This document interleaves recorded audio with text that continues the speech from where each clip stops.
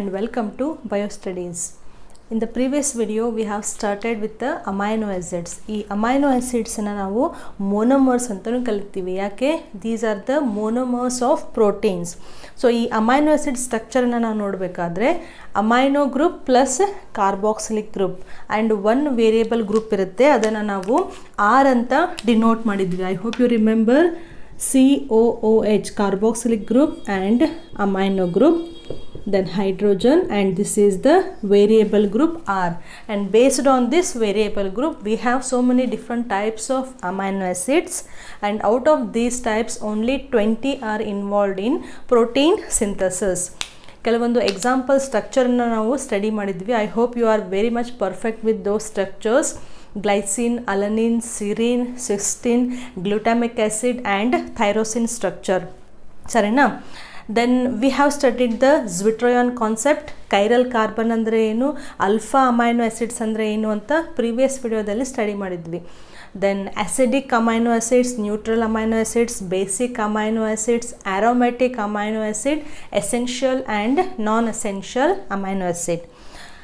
ಇವಾಗ ಈ amino ಆ್ಯಸಿಡ್ಡಿಂದ form ಆಗುವಂತಹ ಒಂದು ಪಾಲಿಮರ್ ಯಾವುದು? ಅದು ಪ್ರೋಟೀನ್.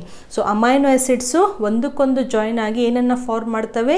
ಪ್ರೋಟೀನ್ ಅನ್ನುವಂತಹ ಒಂದು ಮ್ಯಾಕ್ರೋ ಮಾಲಿಕ್ಯೂಲನ್ನು ಫಾರ್ಮ್ ಮಾಡ್ತವೆ. Remember, amino acid is a bio micro molecule. ಅದೇ ಅಮೈನೋ ಆ್ಯಸಿಡ್ ಒಂದಕ್ಕೊಂದು ಜಾಯಿನ್ ಆಗಿ ಅದು ದೊಡ್ಡದಾದಂತಹ ಬಯೋ ಮ್ಯಾಕ್ರೋ ಮಾಲಿಕ್ಯೂಲನ್ನು ಫಾರ್ಮ್ ಮಾಡುತ್ತೆ, and that we call it as a protein. So ಒಂದಂತೂ ಗೊತ್ತಾಯಿತು, ಪ್ರೋಟೀನ್ ಫಾರ್ಮ್ ಆಗಬೇಕಂದ್ರೆ ಅಮೈನೋ ಆ್ಯಸಿಡ್ ಒಂದಕ್ಕೊಂದು ಜಾಯಿನ್ ಆಗಬೇಕು ಅಂತ, ಹೌದಾ? So will start this video with formation of a special bond between the amino acid. Amino ಆ್ಯಸಿಡ್ಗಳ ಮಧ್ಯೆ ಫಾರ್ಮ್ ಆಗುವಂತಹ ಒಂದು ಲಿಂಕೇಜ್, ಒಂದು ಬಾಂಡ್ ಹೆಂಗೆ ಫಾರ್ಮ್ ಆಗುತ್ತೆ ಅಂತ ಸ್ಟಡಿ ಮಾಡೋಣ.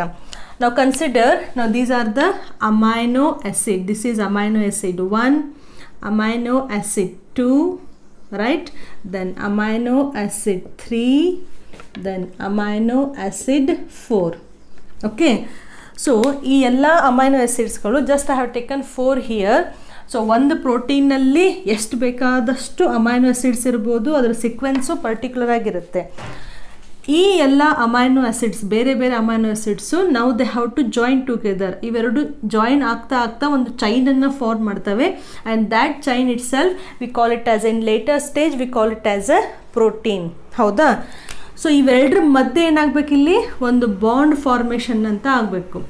ಕರೆಕ್ಟ್? ಈ ಬಾಂಡ್ ಫಾರ್ಮ್ ಆಯಿತು ಅಂದರೆ ನಾವು this structure V call it as A protein chain, ಅಥವಾ ಪ್ರೋಟೀನ್ ಅಂತ ಸಿಂಪಲ್ ಆಗಿ ಇವಾಗ ಕಲಿಯೋಣ. ನಾವು we'll take a specific example: COOH, then NH2 group, right? Then hydrogen and hydrogen. hydrogen ಇತ್ತು ಅಂತಂದರೆ ಅದು ಗ್ಲೈಸಿನ್, ಹೌದಾ? Next will take one more amino acid, COOH, then NH2, H and CH3. This is alanine group. Next one more, COOH, NH2, then H. Here we can take CH2OH. Okay, ನಾವು ಇದು ಬೇರೆ ಬೇರೆ ಆದಂತಹ 3 amino acids. ಈ amino acids join ಆಗಬೇಕು ಅಂತಂದರೆ previous ಹಿಂದ್ಗಡೆ ಇರುವಂತಹ ಅಮೈನೋ ಆ್ಯಸಿಡ್ದು ಕಾರ್ಬೋಕ್ಸಿಲಿಕ್ ಗ್ರೂಪ್, ಓಕೆ, ಆ್ಯಂಡ್ ಅದರ ಮುಂದ್ಗಡೆ ಇರುವಂತಹ ಅಮೈನೋ ಗ್ರೂಪ್. ಸೊ ಇವೆರಡರ ಮಧ್ಯೆ ಬಾಂಡ್ ಫಾರ್ಮೇಷನ್ ಆಗಬೇಕು. ಹೆಂಗೆ ಬಾಂಡ್ ಫಾರ್ಮೇಷನ್ ಆಗುತ್ತೆ? ಈ COOH ಅನ್ನು ನಾವು ಈಸಿ ಆಗಲಿಕ್ಕೆ ಈ ರೀತಿ ಕೂಡ ರಿಪ್ರೆಸೆಂಟ್ ಮಾಡ್ಬೋದು. ಈ ಓನ ಮೇಲ್ಗಡೆ ರಿಪ್ರೆಸೆಂಟ್ ಮಾಡೋಣ, ಸರಿನಾ? ಅದೇ ರೀತಿ ಈ Hನ್ನು ಕೂಡ ನಾವು 2 H ಇದ್ವಲ್ಲ, hydrogen, now we can represent this as, this is 1 H, right, and this is 1 more H. ಇಲ್ಲಿಯೂ ಕೂಡ ಈ ಓನ ಮೇಲ್ಗಡೆ ರಿಪ್ರೆಸೆಂಟ್ ಮಾಡೋಣ, ದಿಸ್ ಈಸ್ O, ಆ್ಯಂಡ್ ಇಲ್ಲಿ ಹೈಡ್ರೋಜನ್ ಹೆಂಗೆ ರಿಪ್ರೆಸೆಂಟ್ ಮಾಡ್ಬೋದು? ನಮ್ಗೆ ಈಸಿಯಾಗಿ ಬಾಂಡ್ ಫಾರ್ಮೇಷನ್ ಹೆಂಗೆ ಆಗುತ್ತೆ ಅಂತ ಅರ್ಥ ಆಗಲಿಕ್ಕೆ. This is 1 hydrogen and this is another hydrogen. Now concentrate between the carboxylic group of first amino acid and the amino group of the next amino acid. See, ಈಸಿಯಾಗಿ ನೋಡಿದ ತಕ್ಷಣ ನಮಗೆ ಇಲ್ಲಿ ಗೊತ್ತಾಗ್ಬಿಡುತ್ತೆ. ಸೊ ಇಲ್ಲಿಂದ OH group and this is hydrogen group, ಇವೆರಡು ಸೇರಿ ಏನನ್ನು ಫಾರ್ಮ್ ಮಾಡ್ತವೆ, ಇಲ್ಲಿ ವಾಟರ್ ಮಾಲಿಕ್ಯೂಲನ್ನು ಫಾರ್ಮ್ ಮಾಡ್ತವೆ. ಇದನ್ನು ನಾವು ಬಯೋಮಾಲಿಕ್ಯೂಲ್ಸ್ ವಿಡಿಯೋದಲ್ಲಿ ನೋಡ್ತಾ ಇದ್ದೀವಿ. ಏನಂದರೆ ಒಂದು ಬಾಂಡ್ ಫಾರ್ಮೇಷನ್ ಆಗಬೇಕಂದ್ರೆ ಯೂಶ್ವಲಿ ಅಲ್ಲಿ ಒಂದು water molecule dehydration synthesis water molecule release ಆಗ್ತಾ ಇರುತ್ತೆ ಅಂತ. ಸೊ OH ಮತ್ತು H ಹೋಯಿತು ಅಂತಂದರೆ ಡೈರೆಕ್ಟಾಗಿ ಈ C ಮತ್ತು ಇದು ಎನ್ನು ಜಾಯಿನ್ ಆಗಿಬಿಡ್ತು. ಓಕೆನಾ, ಇಲ್ಲಿಯೂ ಕೂಡ ಸೇಮ್ ಕಲಿಯೋಣ. ಈ OH ಮತ್ತು H, ಸೊ ಇಲ್ಲಿ H ರಿಲೀಸ್ ಆಗುತ್ತೆ, ಇಲ್ಲಿ OH ರಿಲೀಸ್ ಆಗಿ ವಾಟರ್ ಮಾಲಿಕ್ಯೂಲನ್ನು ಫಾರ್ಮ್ ಮಾಡಿ ನಾವು this bond will be between the carbon and the nitrogen. ನಾವು see here this one, okay, and here this. ಇದು ನಿಮಗೆ ಅರ್ಥ ಆಗಲಿ ಅಂತ ಅಮೈನೋ ಆ್ಯಸಿಡ್ಸ್ ಇಲ್ಲಿ ನಾನು ದೂರವಾಗಿ ತೋರಿಸಿರೋದು. ನಾವು this bond formation between the amino acid V call it as peptide bond. Okay, ಇದು ಕೂಡ peptide bond. So name the characteristic bond between the amino acids. In case of protein it is the peptide bond. Peptide bond ಹೆಂಗೆ formation ಆಗುತ್ತೆ, first amino acid ಅಂದರೆ previous amino acid ಇದ್ದು carboxylic group ಮತ್ತು next amino acids ಇದ್ದು amino group, ಎರಡರ ಮಧ್ಯೆ reaction ಆಗಿ water molecule release ಆಗಿ ಇಲ್ಲಿ ಪೆಪ್ಟೈಡ್ ಬಾಂಡು ಫಾರ್ಮೇಷನ್ ಆಗುತ್ತೆ. ನಾವು in case of carbohydrate study ಮಾಡಬೇಕಾದ್ರೆ ಡೈಸೆಕ್ರೈಡ್ಸ್, ಟ್ರೈಸೆಕ್ರೈಡ್ ಅಪ್ ಟು ಪಾಲಿಸೆಕ್ರೈಡ್ಸ್, ಒಂದಕ್ಕೊಂದು ಶುಗರ್ ಮಾಲಿಕ್ಯೂಲು ಜಾಯಿನ್ ಆಗಬೇಕು ಅಂದರೆ ಅಲ್ಲಿಯೂ ಕೂಡ ಒಂದು ಬಾಂಡ್ ಅಂತ ಬರೆದಿದ್ವಿ. I hope you remember which bond it was a glycosidic bond. Remember glycosidic bond ಹೆಂಗೆ ಫಾರ್ಮ್ ಆಗಿತ್ತಲ್ಲಿ, ಶುಗರ್ ಮಾಲಿಕ್ಯೂಲ್ಸನ್ನು ಈ ರೀತಿ ರಿಪ್ರೆಸೆಂಟ್ ಮಾಡಿ, ರೈಟ್, ಮಧ್ಯದಲ್ಲಿ ಹೀಗೆ O ಅಂತ ಬರೆದಿದ್ವಿ, oxygen molecule. So glycosidic bond ಅಂದರೆ COO. ಓಕೆ, ಇದು ಗ್ಲೈಕೋಸೈಡಿಕ್ ಬಾಂಡ್. ರಿಮೆಂಬರ್ ಇಲ್ಲಿ ಯಾವುದಿದು ಪೆಪ್ಟೈಡ್ ಬಾಂಡ್ ಅಂದರೆ ಹೆಂಗೆ ರಿಪ್ರೆಸೆಂಟ್ ಮಾಡ್ಬೋದು, ಪೆಪ್ಟೈಡ್ ಬಾಂಡ್ ಅಂದರೆ COONH. ನಾವು this is the peptide bond. ಇನ್ನೂ ಸಿಂಪಲ್ಲಾಗಿ ಬರೀಬೇಕು ಅಂತಂದರೆ, you can represent the peptide bond like this also, CONH. ಇದು ಕೂಡ ನೀವು ರಿಪ್ರೆಸೆಂಟ್ ಮಾಡ್ಬೋದು. ಸೊ ಎಕ್ಸಾಮ್ನಲ್ಲಿ COC ಅಥವಾ ಕೆಲವೊಂದು ಬಾರಿ ಬೇರೆ CNC ಅಂತಲೂ ಹೇಳ್ತಾರೆ. COC ಅಂದರೆ ಅದು ಗ್ಲೈಕೋಸೈಡಿಕ್ ಬಾಂಡ್, CONH ಅಂದರೆ ಅದು ಪೆಪ್ಟೈಡ್ ಬಾಂಡ್ ಎಲ್ಲೇ ಫಾರ್ಮ್ ಆಗ್ತಿದೆ, ಅಮೈನೋ ಆ್ಯಸಿಡ್ಸ್ಗಳ ಮಧ್ಯೆ ಫಾರ್ಮ್ ಆಗ್ತಾ ಇದೆ. ಗ್ಲೈಕೋಸೈಡಿಕ್ ಬಾಂಡ್ ಎಲ್ಲಿ ಫಾರ್ಮ್ ಆಗ್ತಾ ಇದೆ, ಶುಗರ್ ಯೂನಿಟ್ಸ್ಗಳ ಮಧ್ಯೆ ಇದು ಫಾರ್ಮ್ ಆಗ್ತಾ ಇದೆ, right. Now here comes one word. See, ಈ ಬಾಂಡ್ ಫಾರ್ಮೇಷನ್ ಆಗೋಕ್ಕಿಂತ ಮುಂಚೆ ಇದು ಒಂದು ಅಮೈನೋ ಆ್ಯಸಿಡ್ ಅಂತ ನಾವು ರಿಪ್ರೆಸೆಂಟ್ ಮಾಡಿದ್ವಿ. ಬಟ್ ಇಲ್ಲೇನಾಯಿತು, this is not a complete amino acid. You got this point. ಇಲ್ಲಿ ಕಂಪ್ಲೀಟಾಗಿ ಒಂದು ಅಮೈನೋ ಆ್ಯಸಿಡ್ ಸ್ಟ್ರಕ್ಚರ್ ಅಂತ ಇದೆ, ಬಟ್ ಬಾಂಡ್ ಫಾರ್ಮೇಷನಲ್ಲಿ ಇಲ್ಲಿ OH ಹೋಗ್ಬಿಡ್ತು ಈ ಅಮೈನೋ ಆ್ಯಸಿಡ್ ಇದ್ದು. ದೇರ್ ಫೋರ್ ನಾವು this part it is now called as amino acid residue. Amino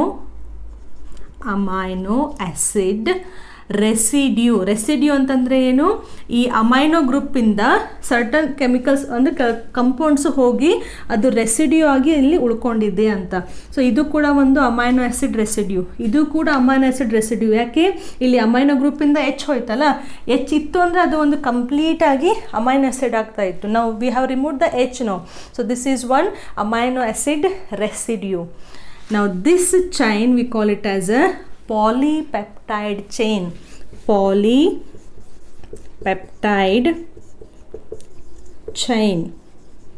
Okay, now what is this polypeptide? Poly ಅಂದರೆ ಮೆನಿ ಅಂತ ಗೊತ್ತಿದೆ, ಪಾಲಿಸೆಕ್ರೈಡ್ಸ್. ಪಾಲಿ ಅಂದರೆ ಮೆನಿ, ಪೆಪ್ಟೈಡ್ ಅಂದರೆ ಇಲ್ಲಿ ಪೆಪ್ಟೈಡ್ ಬಾಂಡ್ ಫಾರ್ಮೇಷನ್ ಆಗಿದೆ ಇದರ ಮಧ್ಯೆ, ಅಮೈನೋ ಆ್ಯಸಿಡ್ಸ್ಗಳ ಮಧ್ಯೆ.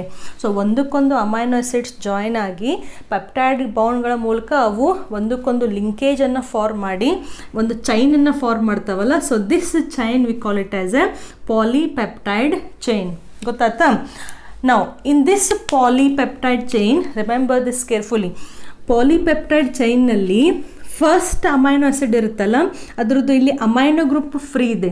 Okay, so there for this end, the starting end of the polypeptide chain we call it as an N terminal. ನಾವು ಕಮ್ ಟು ದ ಲಾಸ್ಟ್, ಇಲ್ಲಿ ಮೂರೇ ತೋರಿಸಿರೋದು, ಬಟ್ ನೀವು ಲಾಸ್ಟ್ ಯಾವುದೇ ಅಮೈನೋ ಆಸಿಡ್ ತೊಗೊಂಡ್ರು ಯಾವ ಗ್ರೂಪ್ ಫ್ರೀ ಆಗಿದೆ, ಇಲ್ಲಿ ಕಾರ್ಬಾಕ್ಸಿಲಿಕ್ ಗ್ರೂಪ್ ಫ್ರೀ ಆಗಿದೆ. ಸೊ ಇದು ಎನ್ ಟರ್ಮಿನಲ್ ಆಯಿತು ಅಂದರೆ this we call it as C terminal.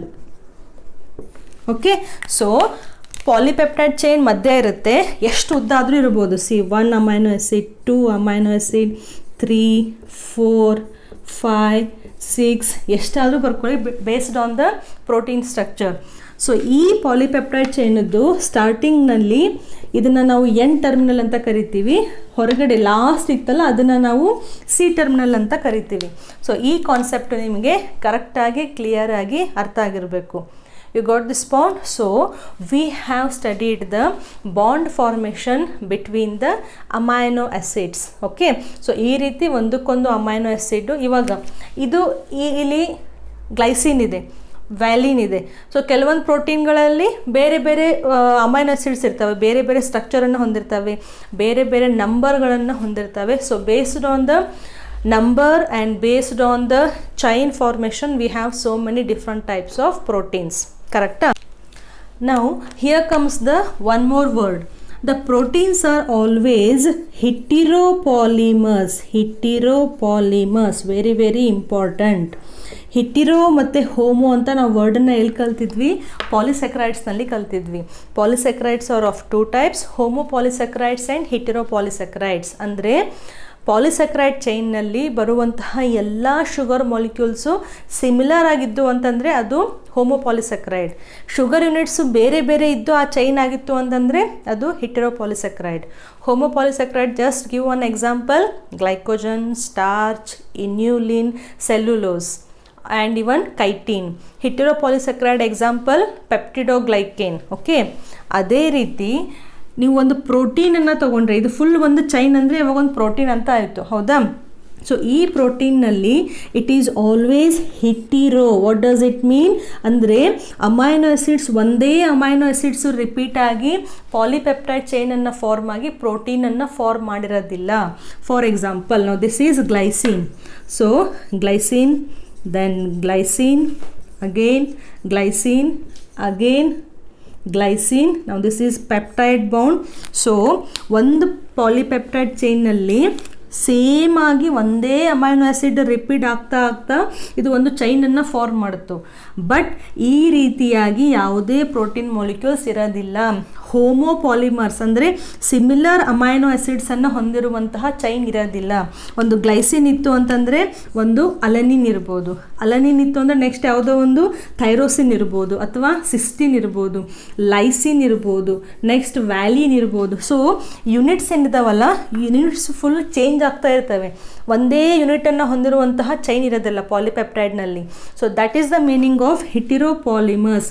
Proteins are always heteropolymers ಅಂದರೆ ಚೈನ್ನಲ್ಲಿ ಒಂದೇ ಒಂದು ರಿಪೀಟೆಡ್ಲಿ ಸೇಮ್ ಆಗುವಂತಹ ಅಮೈನೋ ಆಸಿಡ್ ಇರೋದಿಲ್ಲ.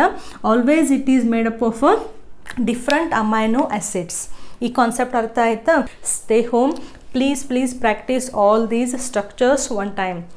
Thank you for watching.